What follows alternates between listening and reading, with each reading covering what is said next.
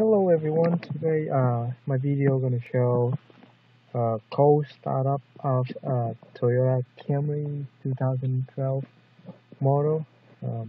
At the temperatures right now is 66 Fahrenheit degree. The car is running at 5,000 miles right now.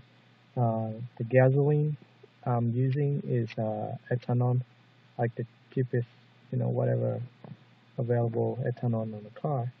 You can see out there is my setup. It's a Canon D90, and next to it is a Sony Recorder DCM10.